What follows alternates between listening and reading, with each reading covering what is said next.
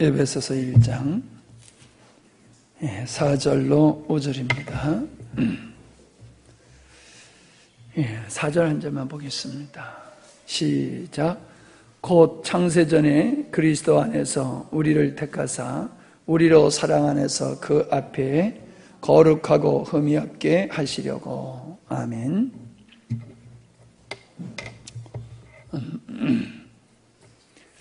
지난 시간에 찬송하리로다 하는 주제로 말씀을 나눴습니다. 찬송하는 것이, 찬송하는 자로 우리가 지음을 받았고 부름을 받았다라고 하는 것. 그래서 우리가 구원을 받았다라고 하는 것은 지옥 갈 사람이 천국 갈 사람으로 바뀌어졌다, 신분의 변화다라는 표현보다는 자신을 목적으로 하고 살던 사람이 하나님을 찬양하며 하나님을 경배하는 자로 변화되어지는 것을 우리가 구원이다, 이렇게 표현하는 것이 더 정확하고 성숙한 답이 될 줄로 믿습니다. 구원, 이걸 자꾸 구원을 우리의 관점에서만 보게 되어지면은 구원이라고 하는 것이 그 가치가 갈수록 좀 떨어지는 것 같아요. 그러나 우리가 하나님의 자녀가 된다, 하나님의 권석이 된다, 하나님을 아버지라 부르게 된다라고 하는 관점에서 구원을 이해하게 되어지면은 더 감격이 있고 지속되어지는 것 같아요. 하나님은 우리의 근본이 되어주시는 분이시고 우리의 생사화복을 주장하시는 하나님이신데, 그 하나님을 향하여 우리가 아버지라 부를 수 있는 특권을 누리게 되었다라고 하는 것은 우리가 그 감격이 끊기지 아니하며 우리가 영원토록 하나님을 찬양할 만한 이유다라고 하는 것으로 우리가 인식을 계속해 나갈 수가 있을 것입니다. 우리가 어떻게 하나님의 자녀가 되느냐, 어떻게 우리가 구원이 되느냐, 구원을 받게 되어지느냐, 즉 구원이 어떻게 이루어지는가가 바로 우리가 하나님을 찬양할 이유가 된다라고 하는 것이 오늘 우리가 나눌 말씀이 될 수가 있습니다.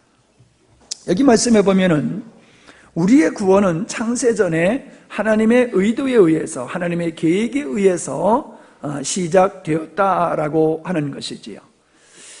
구원의 조건이 우리에게 있는 게 아니다라고 하는 겁니다. 우리에게 구원의 필요성 때문에 구원의 계획이 이루어진 것이 아니라는 거지요. 우리의 입장에서 구원의 필요성은 분명히 있지만은 그렇게 보게 되어지면은 성경을 인본주의로 보게 되어진다. 오늘 말씀을 보더라도 인간이 조성되어지기 전에, 우주가 조성되어지기 전에, 이미 창세 전에 하나님은 우리를 하나님의 자녀로 삼기로 계획하셨다라고 하는 것을 우리가 5절에서 볼 수가 있지 않습니까? 이렇게 본데 역사라고 하는 것은 하나님의 계획이 어떻게 이루어지는 것인가 라고 하는 것이 그 역사를 보는 관점이 될 수 있다는 거예요. 즉 역사는 사람들에 의해서 만들어지는 것이 아니라 역사라고 하는 것은 하나님에 의해서 만들어지고 만들어 가시는 것이다 라고 하는 것이지요. 우리가 하나님의 이러한 창세전의 하나님의 계획과 그 하나님의 계획이 이루어지는 경륜을 모르는 사람은 역사가 그냥 사람들에 의해서 이루어지는 것 같아요. 겉으로 보면 그래요. 그러나 우리가 하나님을 알고 하나님의 창조의 경륜을 우리가 알게 되어지면은 결코 역사라고 하는 것은 사람들에 의해서 이루어지는 것이 아니다라고 하는 것을 우리가 알 수가 있지 않습니까?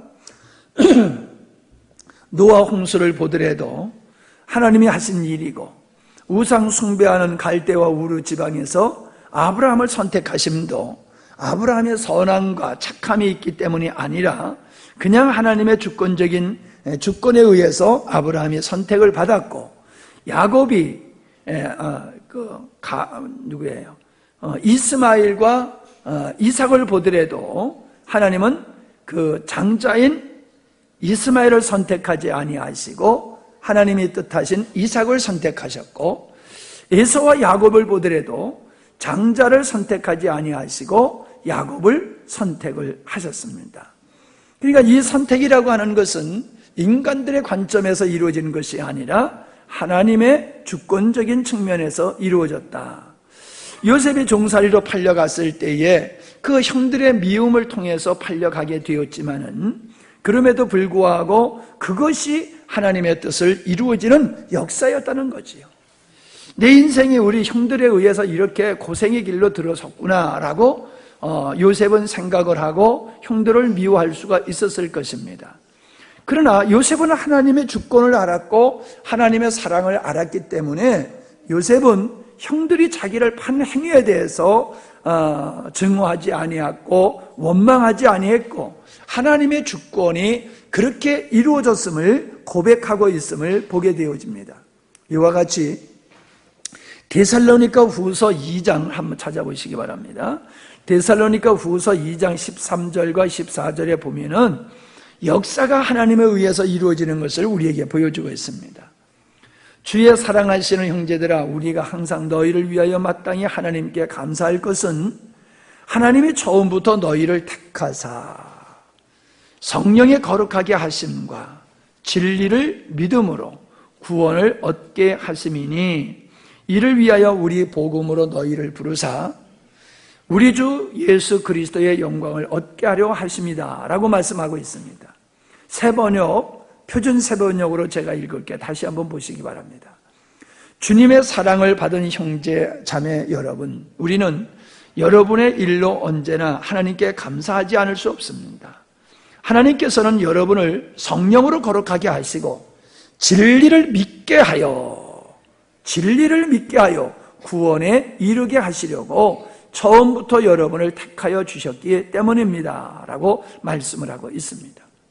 진리를 믿게 하시는 것이 하나님의 역사다.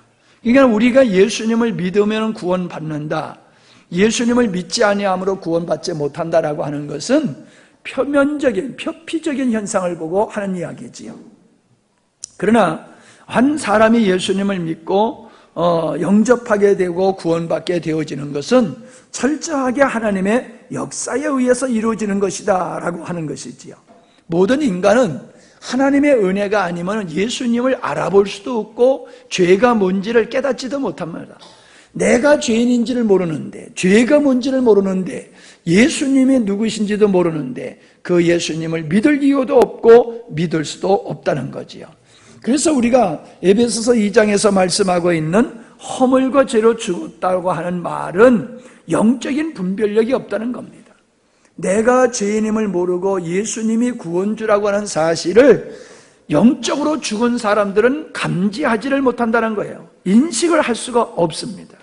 그래서 고린도전서 2장 14절에 보면 육에 속한 사람은 하나님의 성령의 일을 받지 아니하나니, 왜 성령의 일을 받지 아니하냐면은 영적으로 죽은 자이기 때문에 육에 속한 사람은 미련하게 보이고 깨달을 수 있는 능력이 그에게 없다라고 얘기를 하고 있습니다. 이런 일은, 성령의 일, 신령한 일은 영적으로야 분별할 수 있다. 즉 뭡니까? 죄와 구원의 역사, 인간이 죄인이고 멸망받아야 할 인간을 구원하셔서 하나님의 자녀 삼으시는 이 거룩한 일은, 영원토록 찬양과 경배를 받으셔야 할 이 일은 영적으로야 분별할 수 있다는 거예요. 그러니까 내가 영적으로 분별하기 위해서는 영적으로 내가 먼저 살아나야 된다는 거예요. 하나님의 지혜와 계시의 영으로 우리가 이런 영적인 것을 분별하게 될 때에 우리는 예수님을 영접하게 된다라고 하는 것을 우리에게 보여주고 있는 것입니다. 그래서 고린도전서 2장 12절에 보면 우리가 세상의 영을 받지 아니하고 오직 하나님께로 온 영을 받았으니, 우리가 이는 우리로 하여금 하나님께서 우리에게 은혜로 주신 것들을 알게 하려 하십니다. 은혜로 주신 게 뭐예요? 하늘에 신령한 것, 우리를 하나님의 자녀로 삼으신 것, 그것을 받도록 하신 것은 바로 하나님의 영, 성령을 받았기 때문에 가능한 것이다 라고 말씀을 해주고 있는 겁니다. 고린도후서 4장 3절로 6절을 보시기 바랍니다. 여기에 보면은 구원받을 수 있는 사람과 구원받지 못한 사람들을 구별해서 얘기를 하고 있는데 3절입니다. 만일 우리 복음이 가려웠으면 망하는 자들에게 가려운 것이다. 계시가 없다는 거지요. 복음이 성령에 의해서 계시되지 않았기 때문에 그들은 복음을 모르고 망하는 자들이 되는 것이다. 그렇게 말씀하고 있어요. 그 중에 이 세상 신을 믿지 아니한 자들의 마음을 혼미케 하여, 즉 마귀가 사람들의 마음을 혼미케 하여 그리스도의 영광의 복음의 광채가 비치지 못하게 한다. 그러니까는 마귀는 사람들에게 복음을 깨닫지 못하도록 활동하고 있다는 거예요. 인간들은 영적인 죽음을 통해서 하나님을 알 수도 없을 뿐만 아니라 마귀가 또한 사람들을 미혹해서 우마하게 만들므로 말미암아 복음을 받아들이지 못하게 하고 있다라고 말씀을 하고 있지 않습니까? 참 우리가 복음을 깨닫고 보면요, 예수님을 안 믿는 게 신기하잖아요. 아니 어떻게 예수님을 안 믿냐 말이에요. 예수님을 믿는 게 신기한 게 아니라 예수님을 안 믿는 게 너무 신기해요. 제가 봤을 땐 그래요. 왜 제가 그렇게 생각합니까? 하나님께서 나에게 영적인 분별력을 주셨기 때문에, 하나님의 복음에 가리게 하는 원수들의 모든 계략을 하나님께서 파하셨기 때문에 내 영이 이 영적인 일들을 분별할 수 있게 된 것이다 라고 하는 것을 우리에게 보여주고 있는 것입니다. 그러니까 우리가 예수님을 믿는다라고 하는 것은 기적이고 은혜 중에 은혜지요. 내가 예수님을 믿어서 구원받는다라고 하면은 구원이 그렇게 큰 게 아니지요.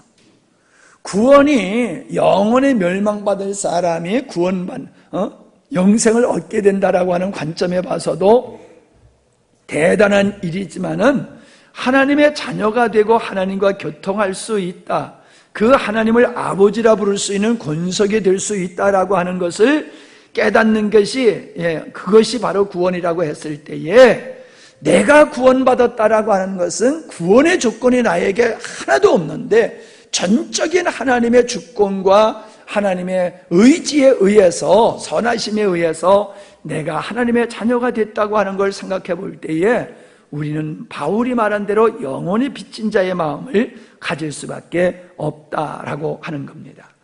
구원받는 것이 하나님의 선택에 의해서 이루어지는 것이라고 하면은 전도하지 않아도 구원받을 사람은 다 구원받게 될 게 아니냐, 이런 생각을 합니다.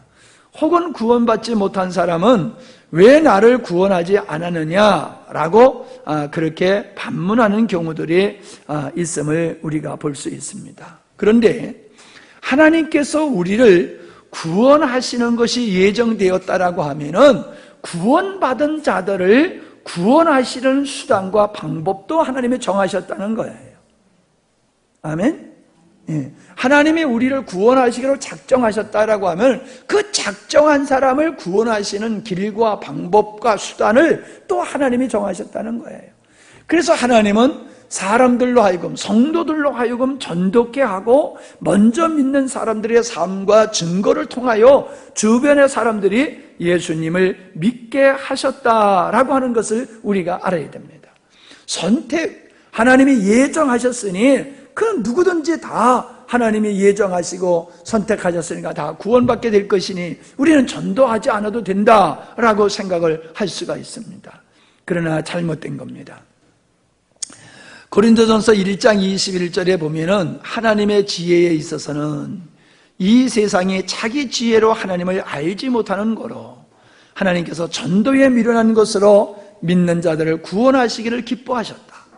전도에 미련한 것으로 믿는 자들을 구원하시기를 기뻐하셨다. 이 전도가 뭡니까? 설교라는 뜻입니다. 그러니까 우리가 다른 사람에게 복음을 전하고 설교를 통해서 사람들이 구원받게 되었다라고 말씀을 하고 있는 겁니다. 우리는 복음을 입술로만 전하는 거로 생각하기가 쉽습니다. 그러나 제가 얼마 전에 우리가 엊그저께 주일날 함께하는 산상음악회에 그 남해에서 오신 분이 약사를 하셨던 분이에요. 그분이 해양 발전소를 만들기 위해서 지금 이제 약국을 하지 아니하시고 연구에 몰두하시는 분인데, 그분이 첫 번째 와서 교제하고 두 번째 교제하고 엊그저께는 세 번째 오신 분이거든요. 그분에게 제가 복음을 전하고 전도를 하니까 솔직하게 그분이 말씀하세요. 내가 교회를 나가봤다는 거예요.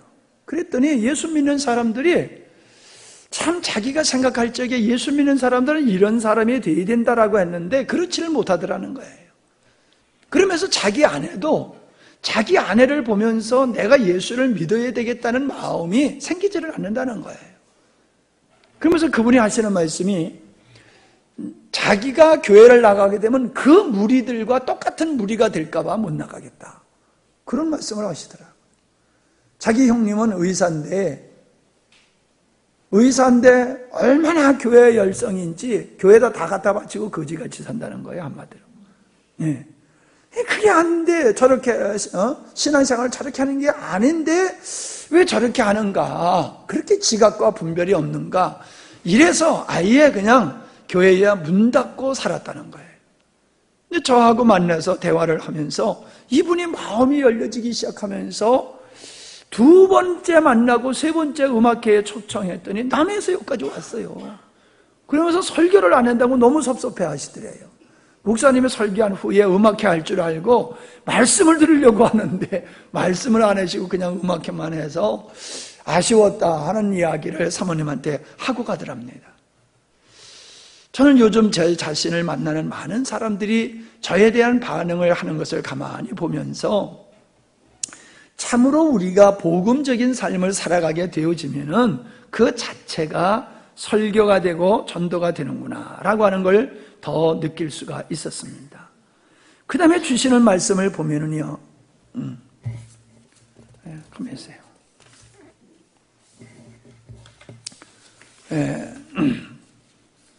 선택하신 이유는 전적인 하나님의 주권이다 라고 하는 걸 조금 더 설명을 해야 될 것 같습니다. 선택하는 것. 근데 대부분 하나님이 이 선택, 예정의 교리를 얘기하면은 열내는 사람들이 누구냐 하면은 믿기 싫어하는 사람들이에요. 불신자들이나 교회는 다니지만은 억지로 다니는 사람들은 하나님의 예정, 하나님의 선택 교리를 받아들이지를 않고 반문을 하고 그거는 의롭지 못한 것이다, 공의롭지 못한 것이다, 그렇게 반문하는 사람들이 많이 있어요. 근데 이거는 하나님의 창조주로서의 주권에 속한 것이기 때문에 우리가 뭐라고 말할 수가 없어요. 토기장이가 자기 마음대로 그릇을 만들듯이 하나님은 당신의 선하심을 행하는 것을 악하다고 우리가 말할 수가 없다는 거지요. 어떤 분이 그런 얘기를 했어요. 교수가 과제물을 3번 내지 아니하면은 F학점을 준다라고 얘기를 했습니다. 3번 중에 한 번만 안 내도 F학점을 준다고 그랬어요. 그런데 그 과제를 안 낸 사람이 첫 번째 10명이더래요. 그런데 그 10명을 불쌍히 여기고 다 과제물을 낸 거로 그렇게 인정을 했더래요. 두 번째 과제물을 냈는데 이번에는 20명이 안 내더래요. 그래도 그 20명을 다 구제를 해줬대요. 세 번째는 내지 않는 사람들을 하나도 구제하지 아니하고 다 F학점을 줬다는 거예요. 자, 그러면은 앞에 두 번의 과제물을 내지 아니하고도 낸 것 같이 F학점을 받지 않는 사람은 그렇게 탕감해 준 것,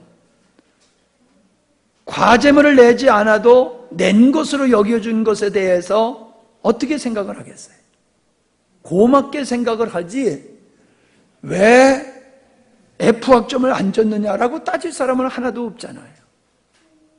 당연히 약속을 내지 않는 사람은 F학점 준다고 그랬으면은 그냥 F학점 주는 게 맞단 말이에요. 그런데 F학점을 주지 아니하고 2번에 걸쳐서 구제를 해줬다고 하는 것은 그건 부당함이 아니라 의로운 거지요.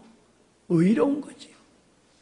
인간은 모두가 죄인이기 때문에 마땅히 죽어야 될 그 사람들을 하나님께서 예정하시고 선택하셔서 그들을 구원하셨다고 하면은 그냥 우리는 감사할 따름이지 그거를 시비를 걸어서는 안 된다는 거예요. 시비를 걸지 말고 자기가 예수님을 믿으면 되는 거고, 내가 예수를 믿게 되는 것이 내가 선택해서 예수님을 믿는 것이라고 하면은 구원의 조건은 우리의 행위가 아니라 할지라도 내가 믿음으로 구원받는다고 했을 때는 구원의 결정적인 요소가 자신에게 있잖아요. 내가 믿으면 구원받고 안 믿으면 못 받고, 하나님의 구원의 역사, 창세전의 역사가 우리에게, 우리 손에 달려있다는 거예요. 우리 손에. 그건 안 맞는 거잖아요. 하나님의 전능하심과도 안 맞는 거잖아요. 그래서 내가 믿어주면은 창세전의 의도가 이루어지는 거고 예정이 이루어지는 거고, 내가 믿지 아니하면은 하나님의 선택의 은혜가 이루어지지 않는다라고 하는 논리는 맞지 않는 것이다. 그러므로 이 구원이라고 하는 것은 우리의 선택에 의해서 이루어지는 게 아니라 하나님의 전적인 주권 속에서 이루어지는 것이다 라고 하는 것을 우리가 이해를 해야 될 줄 믿습니다. 우리가 로마서 9장 10절로 29절을 한번 보겠습니다. 여기 보면은 하나님의 주권의 역사가 잘 기록되어 있는 것을 보게 될 수 있습니다. 로마서 9장 10절로 29절입니다. 이뿐 아니라 또한 리브가가 우리 조상 이삭 한 사람으로 말미암아 잉태하였는데 그 자식들이 아직 나지도 아니하고 무슨 선이나 악을 행하지도 아니할 때에 택하심을 따라 되는 하나님의 뜻이 행위를 말미암지 않고 오직 부르시는 이에게로 말미암아 서게 하려 하사 리브가에게 이르시되 큰 자가 어린 자를 섬기리라 하셨나니 기록된 바 내가 야곱은 사랑하고 에서는 미워하였다 하심과 같으니라. 그러니까는 나기도 전에, 에서하고 야곱이 태어나기도 전에 하나님은 그 어머니 리브가에게 에서는 내가 미워하고 야곱은 내가 사랑하겠다라고 말씀하시면은 그것은 전적인 하나님의 주권에 의해서 이루어진 것이다 라고 하는 걸 설명하는 거지요. 14절 그런즉 우리가 무슨 말 하리요? 하나님께 불의가 있느냐? 그럴 수 없느니라. 하나님께 불의가 없다는 거예요. 모세에게 이르시되 내가 궁휼히 여길 자를 궁휼히 여기고 불쌍히 여길 자를 불쌍히 여기리라 하셨으니 그런즉 원하는 자로 말미암도 아니요 다른 박질하는 자로 말미암도 아니요 오직 궁휼히 여기시는 하나님으로 말미암으니라. 무슨 얘기예요? 궁휼히 여기시겠다라고 하는 것은 사람의 행위를 근거로 한 것이 아니다. 다만 하나님의 궁휼하심에 의한 것이다 라고 하는 걸 얘기하고 있지요. 17절 성경이 바로에게 이르시되 내가 이 일을 위하여 너를 세웠으니 곧 너로 말미암아 내 능력을 보이고 내 이름이 온 땅에 전파되게 하려 함이로라 하셨으니 그런즉 하나님께서 하고자 하시는 자를 긍휼히 여기시고 하고자 하는 자를 강팍해 하시느니라. 이 뭐예요? 모세를 선택한 것은 긍휼히 여기시는 자, 이스라엘 백성들은 긍휼히 여기시는 자예요.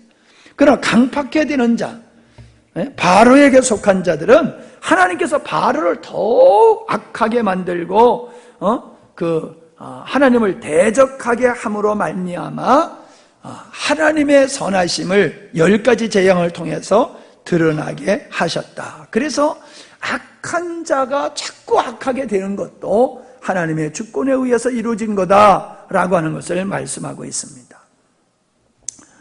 19절 네가 내게 말하기를 그러면 하나님이 어찌하여 허물하시느냐?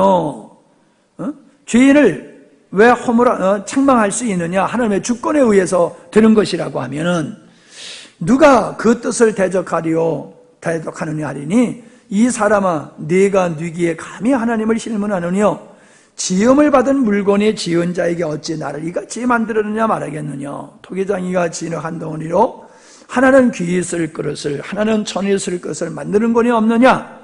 만일 하나님이 그 진노를 보이시려고 그 능력을 알게 하고자 하사 멸하기로 준비된 진노의 그릇을 오래 참으심으로 관용하고 또한 영광 받기로 예비하신 바 국률의 그릇에 대하여 그 영광의 부요함을 알게 하고자 하셨을지라도 무슨 말 하리요. 그러니까 하나님께서 당신의 영광을 드러내기, 하나님의 그 아주 준엄함을 드러내기 위해서 어떤 사람은 더 강팍하게 할 수 있고, 하나님의 사랑을 드러내기 위해서 어떤 사람은 기어코 구원하신다, 그 말씀이에요. 예, 26절, 25절. 호세아 그래도 이르기를 내가 내 백성 아닌 자를 내 백성이라 사랑치 아니한 자를 사랑한 자라 부르리라.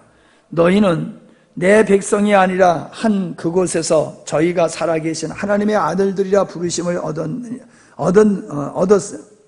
얻으리라 함과 같으니라.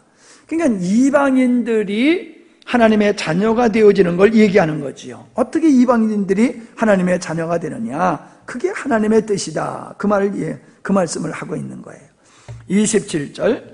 또 이사야가 이스라엘에 관하여 외치되 이스라엘 뭇자손의 수가 비록 바다의 모래 같을지라도 남은 자만 구원을 얻으리라.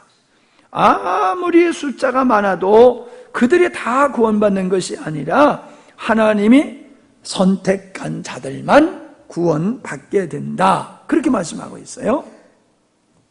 주께서 땅 위에서 이 말씀을 이루사 필하시고 끝내시리라. 그게 뭐예요? 하나님이 예정하신 일을 반드시 이루시겠다, 그 말씀을 하고 있는 거지요. 29절.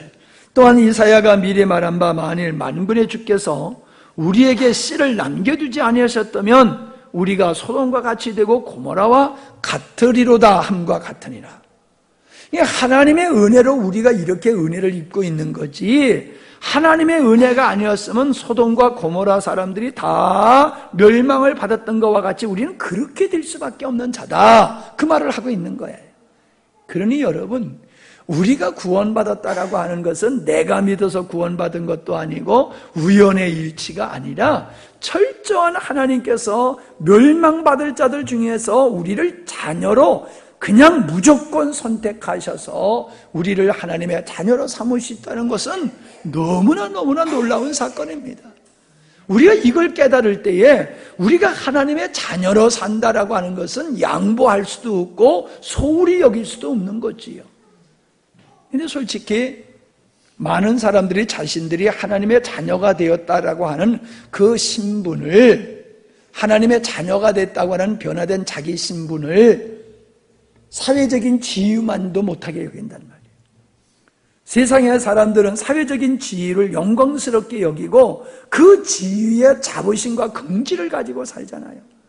하다못해 공무원만 돼도 내가 공무원이다 라고 하는 그 자부심과 긍지를 가지고 살잖아요.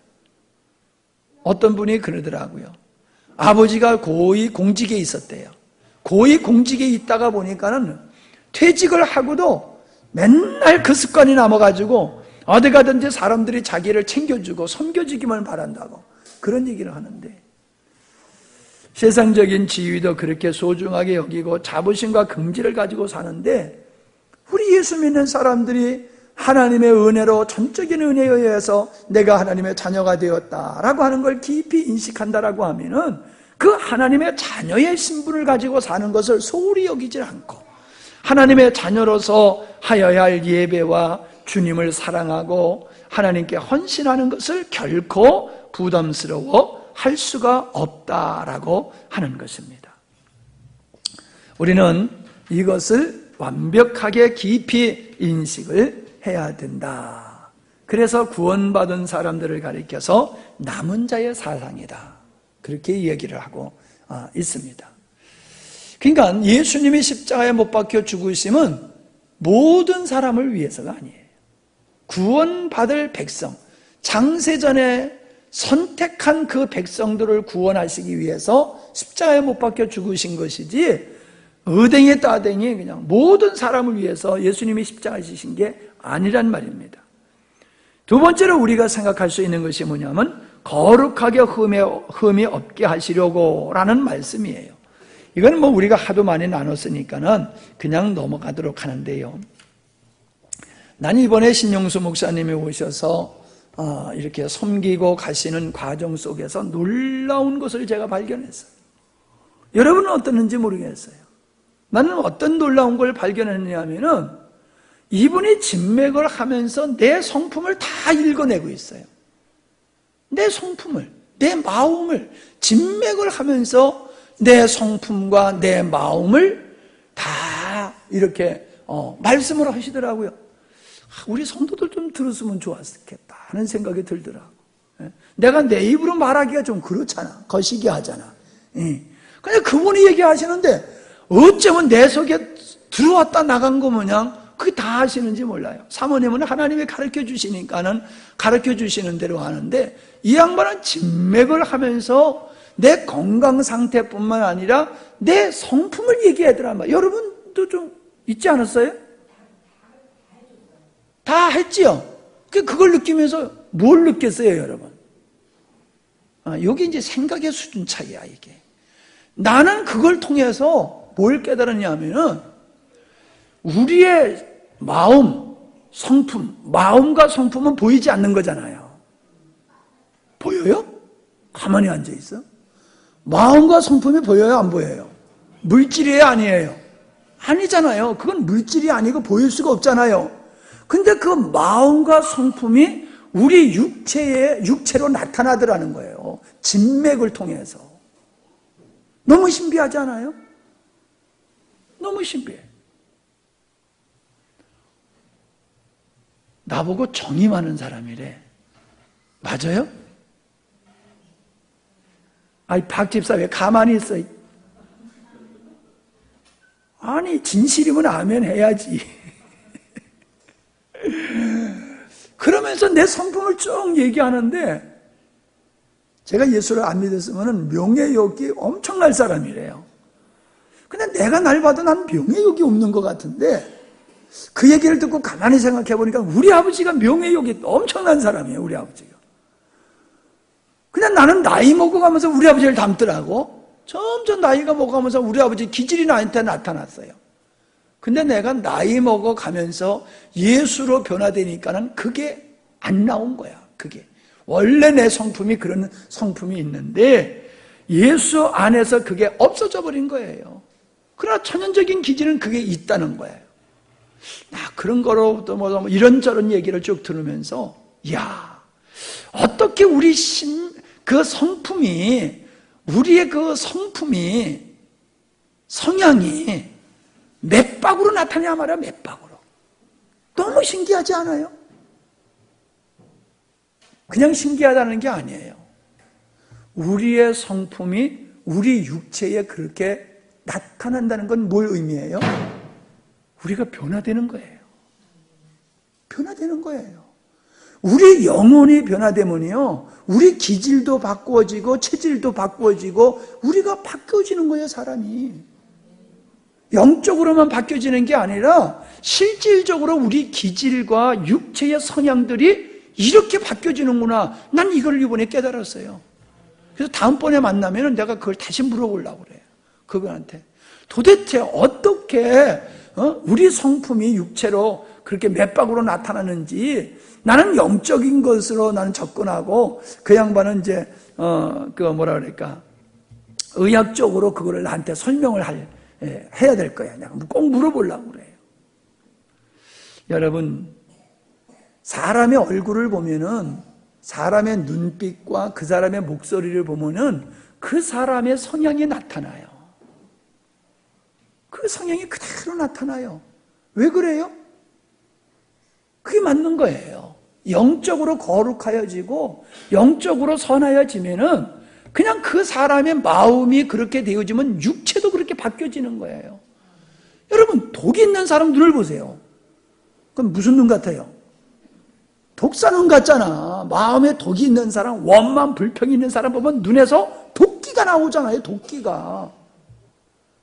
근데 착한 사람은 그냥 양 같잖아. 순하고 그냥 비틀어도 그냥 아예 소리도 안 할 사람 같잖아요. 왜 그래요? 변화되니까 그런 거예요. 근데 참 감사한 게 뭐냐면은 우리 성도들 중에서는 악한 사람이 하나도 없대요. 할렐루야. 그러면서 목사님이 하시는 말씀이 참 목사님 복 있는 분이래. 성도들 중에서 다니면서 이렇게 하다 보면은 진짜 못돼 먹은 성도들이 교회 안에 참 이렇게 많은데 우리 영광스러운 교회에서 진맥을 해보니까는 그런 사람이 하나도 없다고 그러면서 참 목사님의 복 받았다고 그러시면서 목사님의 영향을 받아서 다 그런 것 같다고 할렐루야 그랬지. 뭐 때문에 그래요 사실? 복음. 이 복음에 의해서 우리들의 마음이 이게 가다 대면 정말 칼날 우리가 원래 이런 사람들 아니었잖아요. 좀 부담스러운 사람이었잖아요 우리가. 근데 그분의 진맥에 그 부담스러운 게 하나도 안 나타났다는 거는 변화됐다는 거예요. 변화됐다는 거예요. 정말 감사하잖아요. 야, 그래서 이 십자가의 복음이 이렇게 거룩함과 의로 나타나는구나 하는 걸 제가 새롭게 느낄 수가 있었습니다. 그 앞에서 우리는 하나님 앞에서 거룩하고 흠이 없는 자로 지음을 받게 된다는 것을 말씀해 주고 있습니다. 우리의 삶은 하나님 앞에서의 삶이 되어야 합니다. 그냥 우리가 사람과 사람 관계 속에서 사는 게 아니라 하나님이 나를 지켜보고 계신다. 난 지금 하나님 앞에서 행동하고 있다. 그렇게 생각을 하셔야 돼요. 의식이. 그게 바로 주님 안에 거하는 자의 모습이에요. 우리가 경찰 앞에서 살인을 행할 수가 없잖아요. 못된 짓을 할 수가 없잖아요. 금방 그냥 잡혀갈 테니까. 우리는 거룩하신 하나님 앞에서 우리가 하나님을 인식하며 살면은 내 마음대로 내 뜻대로 살 수가 없어요. 목사님의 전화가 오셨어요. 목사님 고맙다고. 그러시면서 목사님, 순수하신 목사님 사모님 만난 게 자기는 참 너무 고마운 것이라고 그런 얘기를 하시면서 다른 분들은 자기를 이용해 먹으려고 그러는데요. 의술이 좋으니까 당신의 그 의술을 이용해 먹으려고 그러는데 참 영광스러운 교회는 그런 모습이 하나도 안 보이고 또 우리가 힘껏 사례를 좀 했어요. 힘껏 사례를 했는데 이제 몇 분이 그 감사를 하셨고 또 나도 은혜가 커서 나도 감사를 하고 또 교회에서 50만 원 하고 이래가지고 우리가 힘껏 좀 해드렸어요. 그랬더니 그분이 하시는 말씀이 안 받으려고 그러는 걸 내가 그냥 반드시 받아야 된다고 그렇게 드렸더니 시골 교회 가서 이렇게 감사한 걸 받아보기엔 처음이래요. 처음. 당신이 한 번도 시골 교회 가서 받은 적이 없다 그래서 내 속으로 우리 교회는 시골 교회 아니에요. 내 속으로 그랬어요. 그렇게 그래서 아주 좋은 이제 친구 목사님을 얻었어요. 아주 그분도 우리를 굉장히 소중하게 여기고 나도 그분을 소중하게 여기면서 앞으로 좋은 관계가 지속될 것 같아요. 이 얘기가 낯선 얘기인데 무료로 하는 거지만은 우리는 무료로 받으면 안 돼요. 그분은 무료로 하는 거지만 받는 우리는 무료로 받으면 안 돼요. 제가 그런 얘기를 하잖아요. 아니 서울 갔다 오는데 차에다 물 넣고 갔다 올 수 있냐고. 기름 넣어야지 갔다 오는 거잖아요. 그러니까 내가 봉사를 하더라도 거기에는 경비가 들어가게 돼 있어요. 그러면 우리가 은혜를 입는 입장에서는 그분의 경비를 생각해야 돼요. 그분의 경비. 그분의 생활도 염려를 해야 돼요. 그분이 다 다니면서 봉사하고 다 봉사만 받고 두 손 놓고 가만히 있으면 그 양반 뭐 손가락 빨아먹고 살 수 있는 거예요? 그분도 밥 먹어야 살잖아. 그냥 그분은 그냥 조건 없이 이렇게 섬기지만 받는 우리 입장에서는 그 사랑과 그 은혜, 그 수고를 우리가 감사로 보답할 줄 알아야 돼요.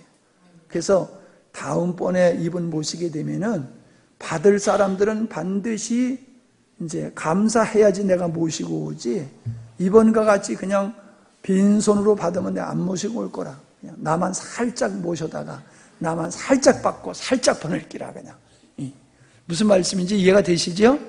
예. 그걸 우리가 그런 걸 예의를 잘 지켜야 되는 거예요. 그냥 침술 봉사다 그러니까 그냥 공짜로 받아도 되는구나 그러면 안 돼요. 그분은 그러시더라고요. 약을 질 사람은 처방전만 보내주신대요. 꼭 약을 짓기를 원하는 사람은 처방전만 보내줘가지고 알아서 지라고. 그러니까 어떻든지 간에 보내주면은 알아서 어디 가서든 져먹으라는 거예요. 왜? 자기가 벼서 보내면은 꼭 약장사하는 것 같아가지고 싫대요. 그래서 자기는 그냥 섬기기만 하고 꼭 필요한 정보는 주되 알아서 자기들이 어느 약방에 가서 저다 먹든지 저다 먹으라고 그러시더라고요. 참 그걸 보면서 참 이분이 정말 정직하게 순수하게 하시는 분이로구나, 그걸 제가 느낄 수가 있었어요. 이렇게 살아갈 수 있는 것은 주님 앞에서요. 주님 앞에서. 내가 주님 앞에서 산다는 의식을 가지고 살면은 우리가 반듯하게 살 수 있습니다. 근데 우리가 말로 하나님을 얘기하면서 우리가 하나님을 인식하지 아니하고 살아가면은 야삽하게 우리가 그렇게 살아가게 돼요. 사람들이 예수님 얘기하면서 그렇게 야삽하게 살아가는 것은 바로 하나님 앞에서 살지 않기 때문에. 마지막으로 자유의지죠. 하나님의 선택에 주권이 있다라고 하면은 우리의 자유의지는 어떻게 되는 겁니까? 라고 사람들이 묻습니다. 그런데 결론적으로 얘기를 드리면요, 우리가 자유의지로 선택을 한다 할지라도 하나님은 그것을 당신의 주권 속에서 행하도록 하시는 거예요. 예를 들어서요, 아까 전에 얘기했듯이 요셉의 형이 요셉이 꼴불교 싫어서 죽이려고 하다가 팔아버렸잖아요. 그건 성령의 감동으로 팔아버린 거예요? 미워서 팔아버린 거잖아요. 미워서 팔아버렸지만은 미워서 팔아버리는 걸 통해서 요셉이 애굽에 가서 총리가 되어서 그 가족들을 다 애굽으로 데리고 와서 큰 민족을 이루게 하는 그 하나님의 큰 뜻을 이루셨다는 거예요. 그러니까 악인도 하나님이 쓰신다는 거예요. 악인도. 김정은이도, 김일성, 김정일, 김정은이도 하나님이 쓰시는 거예요. 그런 측면에서는. 그러니까요, 전쟁 날까 봐 걱정하지 말아요. 전쟁 나면 그것도 하나님의 섭리 속에 있는 거예요. 전쟁이 사람에 의해서 일어나는 게 아니에요. 사람에 의해서 일어나는 것 같지만 큰 하나님의 관점에서 보면은 그런 것도 다 주님의 주권 속에 있다라고 하는 것을 알 수 있어요. 그러니까 전쟁 나지 않게 해주세요 하고 자꾸만 기도하지 말고 하나님이 이 나라 지키셔서 주님의 뜻을 이루는 민족 되게 해주세요 그래야지, 전쟁 나니까 무서워서 죽을까 봐 그래서 전쟁 안 나게 해달라고만 기도하면 그건 잘못된 기도예요. 그래서 우리의 자유의지는 종의 자유의지와 같은 거예요. 그래서 내 마음대로 내 뜻대로 해도 된다는 게 아니라 우리는 자유의지를 가지고 하나님의 뜻에 온전히 순종할 수 있는 그러한 삶을 살아가는 것이지, 자유의지라고 해가지고 내가 주권을 행하고 내 마음대로 할 수 있는 것은 아니다라고 하는 걸 여러분이 이해하셨으면 좋겠습니다. 이제 이번 주는 이제 추석이기 때문에 오전 예배만 드리고 오후에는 가정에서 가정 예배들을 드리도록 그렇게 하시면 되겠습니다. 주일학교 예배도 어른 예배하고 함께 드리도록 그렇게 할 겁니다.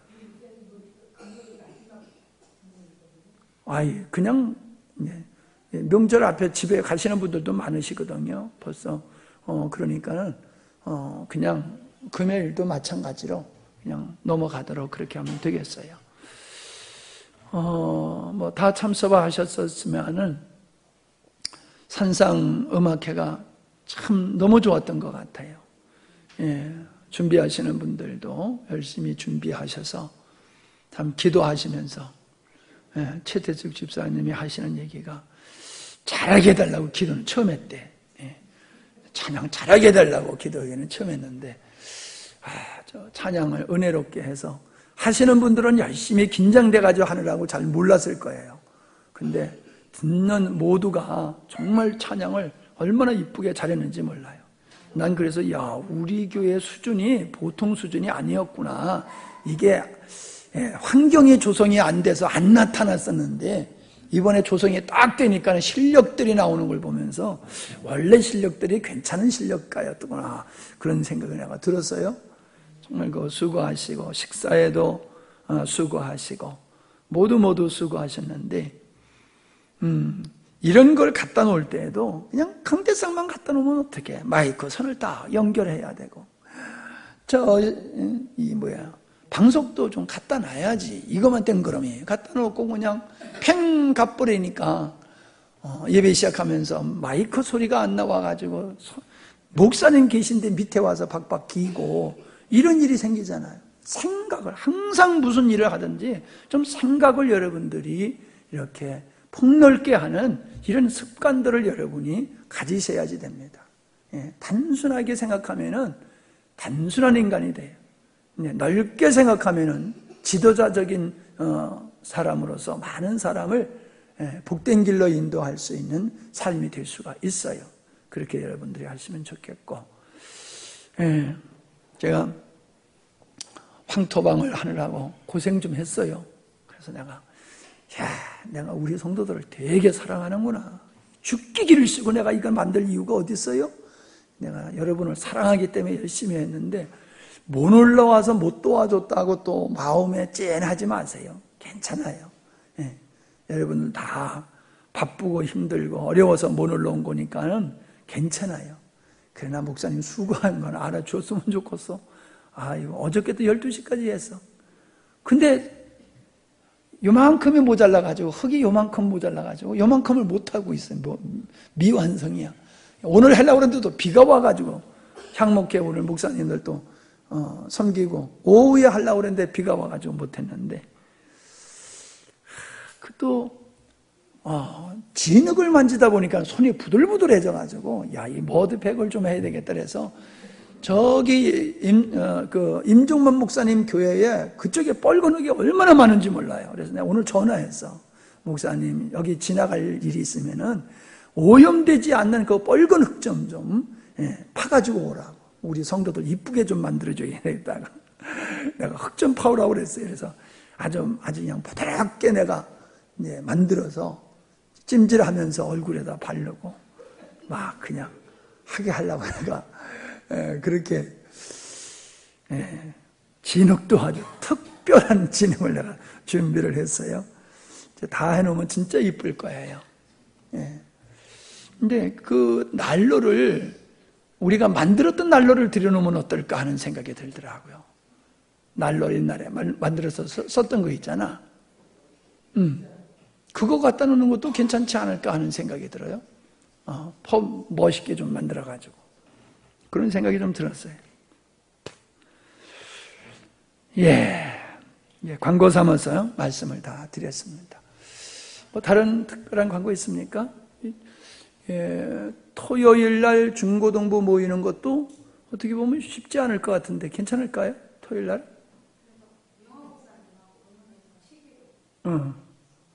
아무래도 명절이 껴가지고 좀 제대로 모이기가 좀 어려울 것 같아요. 우리 기도하십시다. 하나님 아버지 감사합니다. 찬송할 이유를 우리에게 가르쳐 주시며 우리로 하여금 영원토록 하나님을 예배하는 자로 세워주심을 감사함을 드립니다. 함께하는 산상음악회가 하나님의 은혜 가운데서 아름답게 진행되게 하시고 참여했던 많은 사람들에게 감동과 은혜를 끼치게 하신 것 감사합니다. 침술 봉사도 멋진 열매를 맺게 해주셔서 너무너무 감사합니다. 하나님, 주님이 우리와 늘 함께 하심을 우리가 늘 기억하고 주님 안에서 주님 앞에서 살아가는 우리의 삶들이 되게 하여 주시옵소서. 특별히 우리 추석 명절을 맞이해서 믿지 않는 형제들과 가족들과 함께 할 때에 주님의 사랑으로 잘 섬기게 하셔서 우리 주님의 그 아름다움을 말없이 드러내게 하시고 그리스도의 향기된 삶이 되게 하여 주시옵소서. 시험 들지 않게 하시며 믿음으로 멋지게 승리하는 우리 모두 자녀들이 되게 하여 주시옵소서. 예수님의 이름으로 기도하옵나이다. 아멘.